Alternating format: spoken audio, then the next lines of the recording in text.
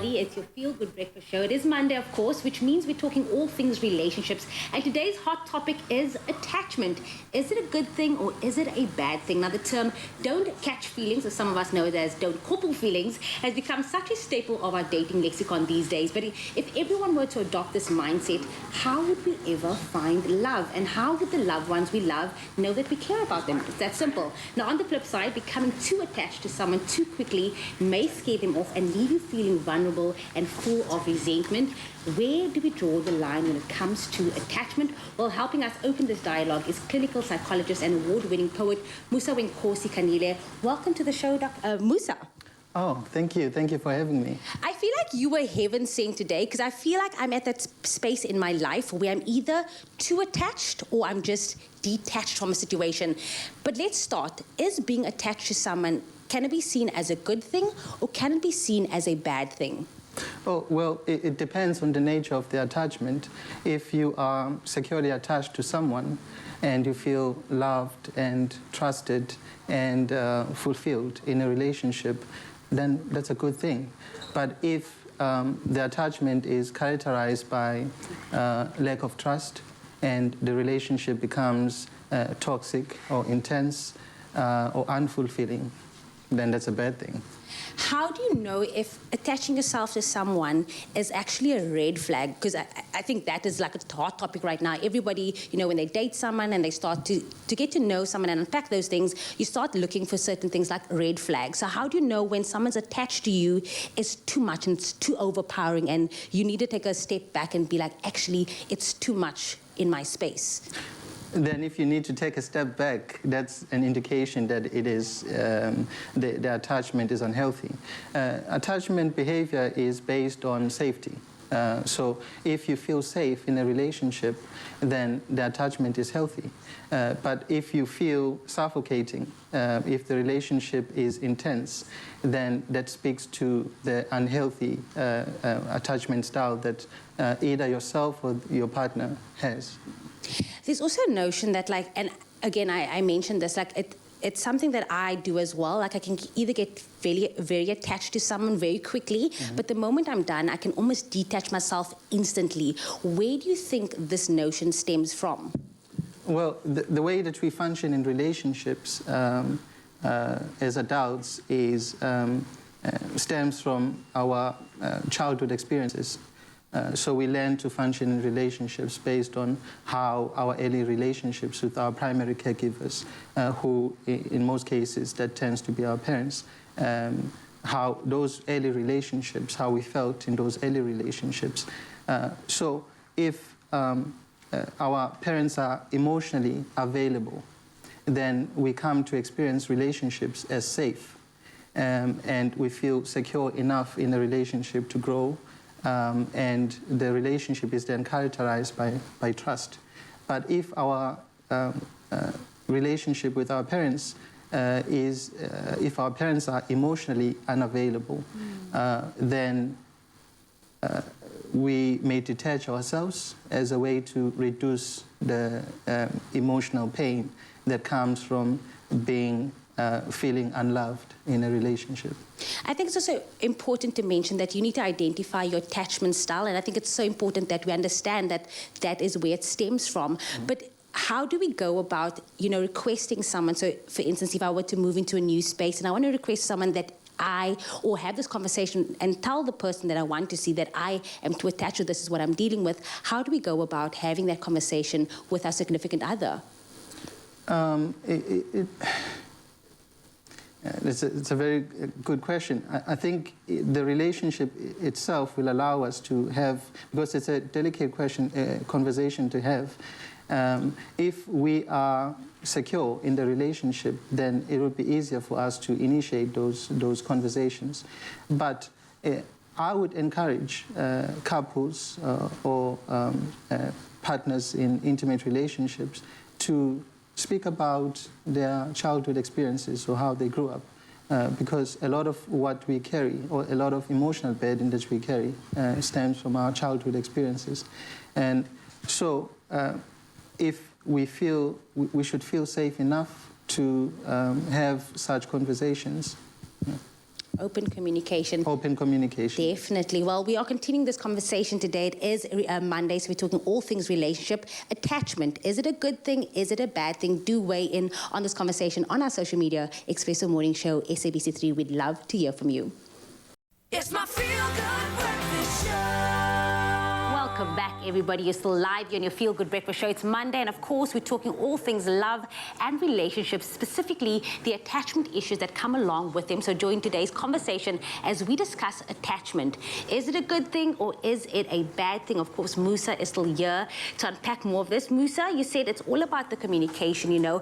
Attachment can be a good thing if you're in a safe space, if you have this, you know, good communication with your person, the person of interest. However, in today's day and age, everyone is in a situationship, okay? People are falling for unattached, people are falling in unattached relationships. They don't want to commit to things because they say, you know what, I don't want to hurt you, I don't want to hurt myself. Let's just be nothing, because nothing lasts forever. What kind of attachment style is that? It is, obviously, it is an insecure attachment style that is characterized by the fear of hurt. So if you are in a relationship with someone and you are, maybe before I talk about that, let me first describe the different types of attachment styles. We have the secure attachment style, which allows us to feel loved and trusted in a relationship.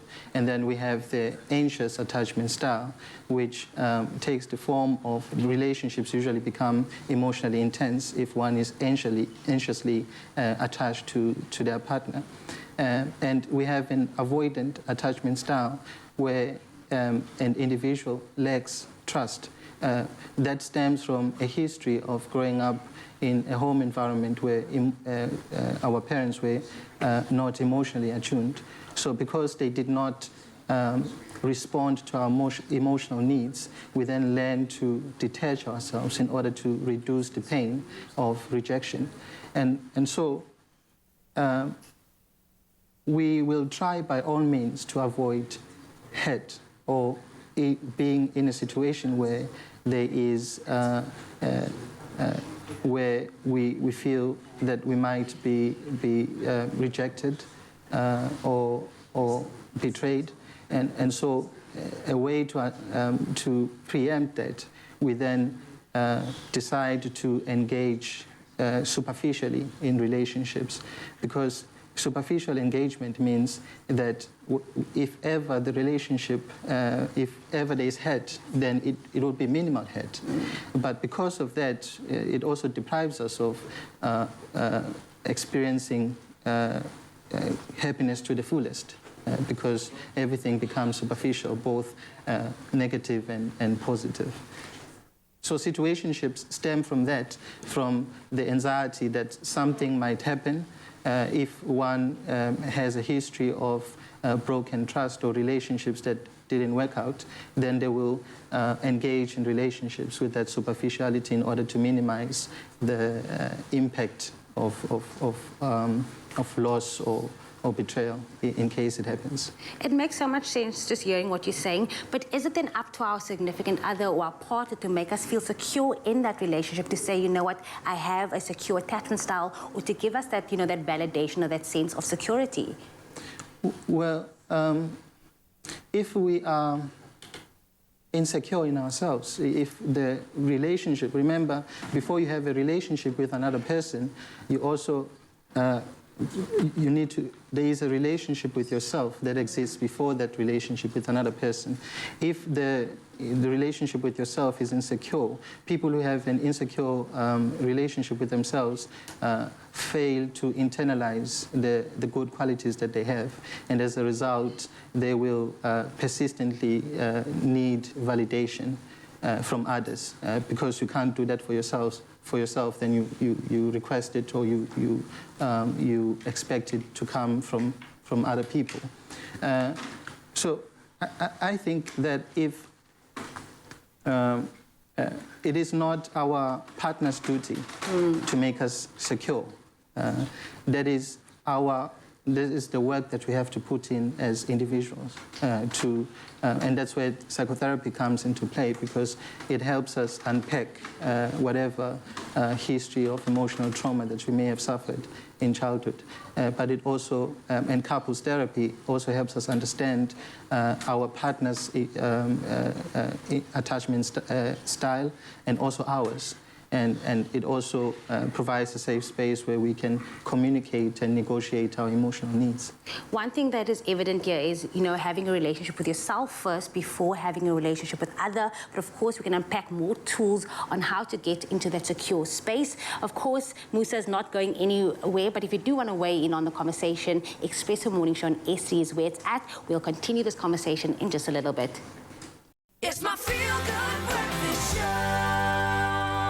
Back here on your Feel Good Breakfast Show, and we're continuing our love and relationship segment. And in case you missed it, we're talking about the dreaded topic of catching feelings. So join today's conversation as we discuss attachment. Is it a good thing or is it a bad thing? Musa is still with us to unpack this. Musa, okay, I'm going to put this on you right now, because obviously there's a notion that says like women get more attached than men. Is this the truth? Well, it's not entirely true, in that the way that men are raised, they are discouraged to engage with emotions. We have expressions, even in my language, we say indoda aikali, which means a man does not cry. And because of that, men find it difficult to be vulnerable. And attachment requires vulnerability, because you have to trust someone that you are attaching yourself to. And so I think, because, well, there's the irony, of course, that it's usually, traditionally, it used to be men who seek out women. Yeah, because men are the hunters. They need to go out there, they need to hunt women, pursue women, yes? Yeah, then is it not ironic that the one who hunts is less attached than the one who is hunted?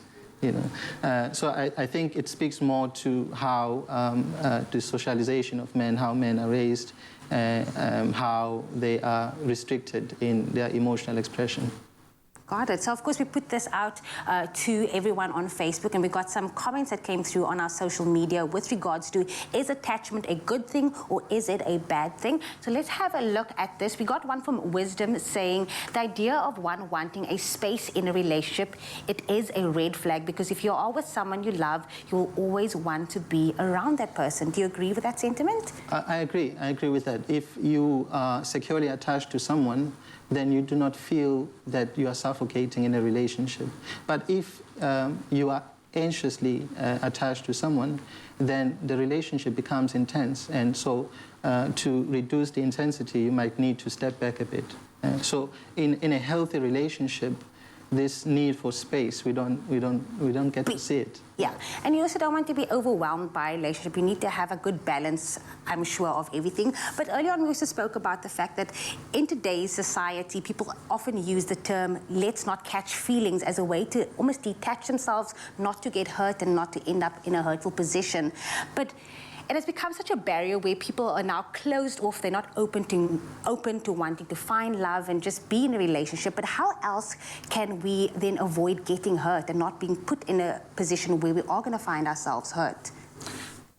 Well, I don't know if it's even a good idea to avoid getting hurt, because usually when we attempt to avoid getting hurt, we limit ourselves in the way that we invest in relationships.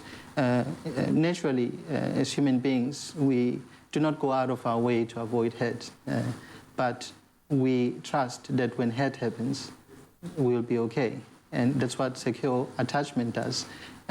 When you trust someone, there is no guarantee that you're not going to get hurt. In fact, the natural form of trust does not even consider what might happen. But anxiety in its basic definition is the anticipation of a future threat.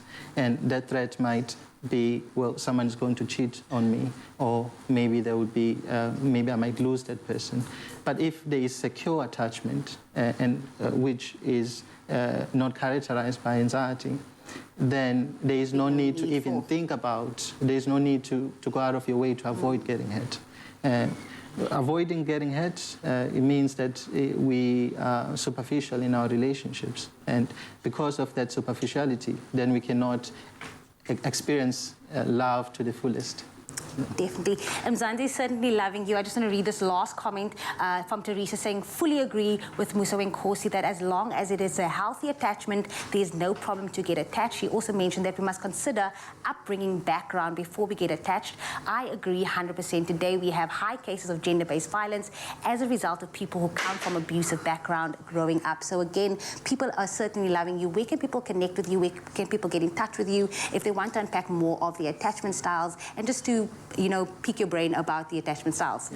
Well, I have a website where they can check out both my creative work as a poet and also my clinical work as a psychologist.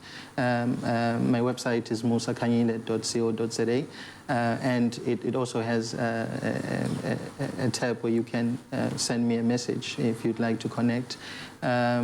And I'm available on social media platforms. I'm not that much of a social media person anymore, but I am available there. You can just search my name. I nearly said you can search my name on Google. That, well, that might sound... Go Google Musa over there. We'd love it.